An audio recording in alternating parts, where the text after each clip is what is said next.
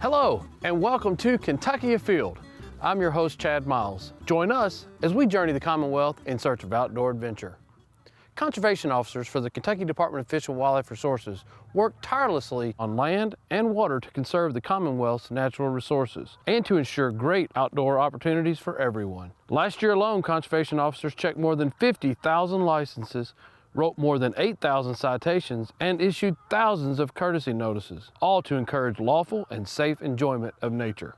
Conservation officers focus on fishing, hunting, trapping, and boating, but sometimes their mission-focused activities uncover other law enforcement concerns. Recently, we rode along with two of the department's newest officers, and as you'll see in this next segment, conservation officers never know what they'll encounter in the line of duty.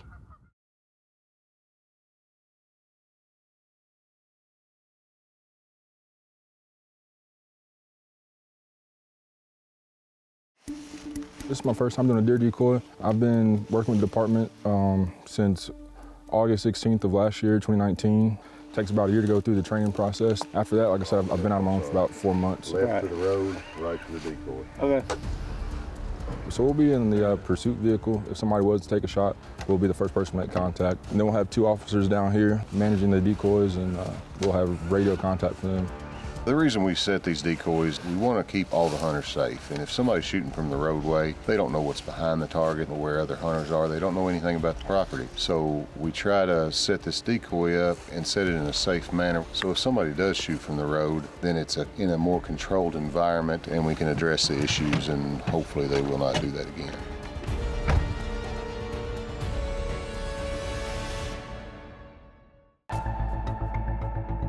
My name is Martinez. I'm a conservation officer. I've been employed since last August, but got out working by myself about 5 months ago. So we have a woman who has claimed landowner and telechecked a buck in. She doesn't own property in Park County, and she only checks in bucks. We're thinking that one of her sons is using her to telecheck a buck in so that he's able to kill 2 bucks a year, his and then the one she telechecks. So we're gonna go talk to her and see if we can get the story straight. I'm Officer Fisher with the Kentucky Department of Fish and Wildlife. I've been on 5 years. We're riding with Officer Martinez today. Officer Martinez has been on about 6 months. She's one of our newer officers, very capable, but in case we come across something that requires 2 officers, that's why we're riding along today. We don't have assigned partners, but we do enjoy riding with each other quite a bit, all conservation officers. Officer Fisher is gonna be doing the contact. I'm gonna be a cover officer. Karen, I'm Officer Fisher with the Department of Fish and Wildlife. We just had a few questions for you. Yes, sir. About a deer that you killed this year. Did you kill a buck this year? No. I don't even know how to use a gun. Do you know Nathan? Yeah. Did he telecheck a deer under you? He might have, I don't know. Because it says that you've checked in a deer, Yeah. and you've actually checked in about 6 of them. So now it says, now this is over the, in the last 10 years, it says you've checked in 6 bucks. You're telling me you don't know how to even operate a firearm, so clearly something's wrong. Nathan would have had to get your social security number in order to check in your deer, so He let me have 1 deer. he asked for your social security number to check in a deer, so that way he can give you that deer? Mm-hmm. Okay. We just conducted our interview, and we did confirm that the individual that checked in the deer had nothing to do with that deer at all. She didn't kill the deer. She states that she doesn't even know how to operate a firearm. She did tell us who killed the deer and told us where we could find him, so we're going to go make contact with that individual now. So right now we're just sitting, still waiting. Had a few cars pass, probably 10 or so. A couple slow down and actually look out the window and everything, and got the heart beating a little bit. So. Oh, he didn't see us. That might be that same truck too, though. I swear. Coming back. They're coming back, yeah. Dropped off his trailer, coming back quick. Yeah. Might be Man, on something. Right now, we're headed to Freeman Lake to do some compliance checks real fast since we're in the area. After this, we're hoping we can go make contact with the individual who's checking in the deer for the woman we just interviewed. Had any luck? Come on, hand me your backpack there, bud. You got any fish in here? No. You mind if I take a look real quick? Is that what you just threw out over here? Was your marijuana that was in this bag? No. All right. Is that what's in here? What it was in there. Yeah. Officer Fisher, as we were approaching thought he saw this person throw something in the water once he saw us. So we basically just asked for consent to search his backpack to make sure there was nothing illegal. We did find a tube that was holding some marijuana, so there's nothing in it, but Officer Fisher's gonna go ahead and make him throw it away so we know he doesn't have it on him anymore. He stopped.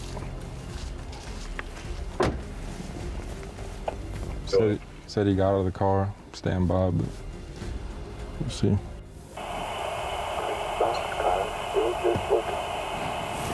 Still just looking. It's still sitting, looking at the 2 deer out in the field, our 2 deer decoys, and we're just waiting for that, possible gunshot, or it's a big waiting game right now. This guy had his kid walking out in the field, so we went down and told him to get something on, but he wouldn't run out into the field. He was climbing the fence into the ditch. It sounded like a guy dropped his son off to go look at the deer or something. Is that what it's? Yeah. Kids sneaking up on the deer. People try to sneak up on the deer, try to take pictures of it, video it. But ultimately, it tells them what's going on, and the word will get out now. So we're probably gonna have to call it shortly. Now we're going to make contact with the nephew of the individual that we talked to earlier about him killing more deer than he's legally allowed to, but he hasn't telechecked any this year, and we know that he's killed some, so we're just gonna go talk to him about that. Good, how are you? Alright. I was looking for a Nathan. You don't live here. Know anybody by that name? Yeah, what's up? That was the address that the nephew from before has on our database. He was not there, and the dad informed us that he doesn't live there. He lives in Horse Cave. Down the other side of Horse Cave. Cave City, Horse Cave in between there. So we got a phone number from him for his son. Right now we're headed down this hill because he gave us a complaint that his neighbor has shot 2 bucks. He shot 2 deer, 2 10 points I know of that he shot with a crossbow, no broadheads on, arrow stuck in his hip, crossbow arrow. He's over now shooting a pistol over a while ago. Okay, how do we get back there? Just follow the road. You'll see, top of the hill, you see 2 roads split off. Go to the left one, the dirt path road, go over the hill, he lives in a barn down there. Okay. Stays screwed up on that meth all the time. That's the problem we've been having this year. That's why we ain't seeing no deer. So we're gonna go talk to him real quick and see if we can get a confession.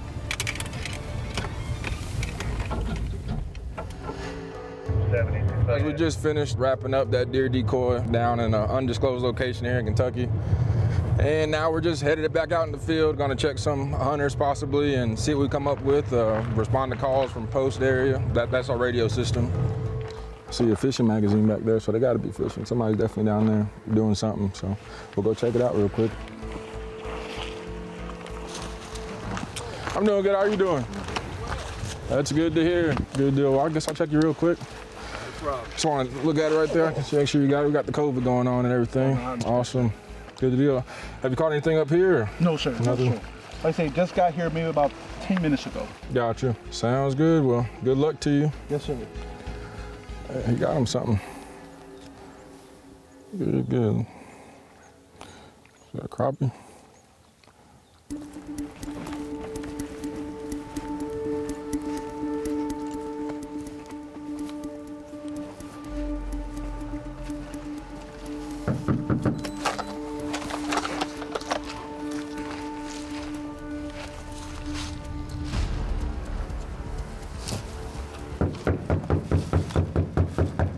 Game warden.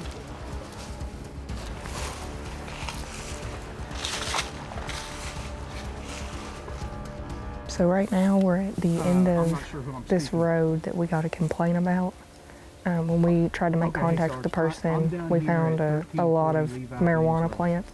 We're trying to get deputies or a couple troopers down here to back us up. We might be having to get a search warrant for the property. I'm thinking the guy's probably in this house. He's just not coming to the door. There's no windows. It's just an old barn that's been converted into a house. It's got probably 150, 250 marijuana plants hanging from it. There's only one door to the barn, so if he comes out, he's got to come out through me. Now it's just a waiting game. This is the problem with being a conservation officer. We're so rural, we're so far out. Our unit that's responding is 1 hour from us. So we'll wait, we'll see if we can't make contact. Maybe this individual's out walking his property. As game wardens, you know, when we're driving these back roads, trying to find hunting camps, conducting investigations, things like that, you know, it's pretty common for us to come across something other than Fish and Wildlife, you know, outside of 150, 235, and this is a prime example. So one of the KSP guys showed up, and then a city or a county deputy. They're walking around the property seeing if they can find anything else. And I'm gonna stand here on point with this door in case anybody comes out so that I can make contact. 19, 20, 21, 22, 23, oh, a bird. 24, 25, 26. Okay, what is that? That is hemp. I have a legal license. There was supposed to be a license hanging on the door. Okay, I didn't see the license. Do you have your license? I have it right here on the inside of my truck. Okay, yep. You can grab it. Okay, yep. Yeah, there's a boy that works with me. His name is Shaylin. I suspect that's where all this is coming from. I know that he has a wife. Him and his wife fight a lot. And I come down here to go to work a lot, and then he'll just be in the barn.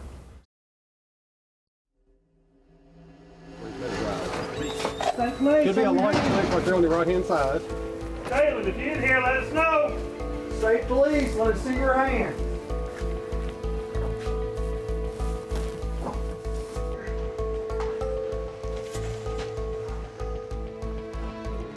Originally, we got a complaint that there was an individual that was residing at this barn behind me that had killed 2 bucks this year with a bow without broadheads on it.